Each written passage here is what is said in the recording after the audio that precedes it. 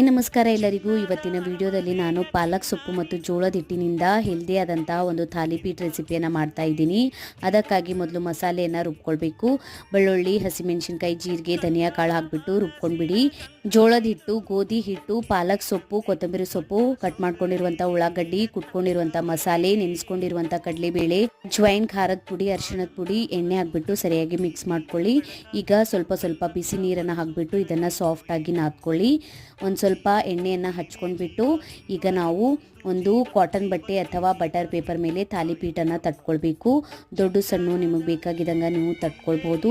ಈಗ ಹಂಚಿನ ಮೇಲೆ ಎರಡು ಕಡೆ ಸರಿಯಾಗಿ ಬೇಯಿಸ್ಕೊಳ್ಳಿ. ಎಣ್ಣೆ ಹಚ್ಬಿಟ್ಟು ಅಥವಾ ತುಪ್ಪ ಹಚ್ಬಿಟ್ಟು ಕ್ರಿಸ್ಪಿ ಗೋಲ್ಡನ್ ಬ್ರೌನ್ ಕಲರ್ ಬರೋ ತನಕ ಹೆಲ್ದಿಯಾದಂಥ ಥಾಲಿಪೀಠ ರೆಡಿ ಆಗುತ್ತೆ. ಫುಲ್ ಡೀಟೇಲ್ ವಿಡಿಯೋನ ಯೂಟ್ಯೂಬ್ ಚಾನಲಲ್ಲಿ ಅಪ್ಲೋಡ್ ಮಾಡಿದ್ದೀನಿ, ನೀವು ಹೋಗಿ ನೋಡ್ಕೊಳ್ಬೋದು.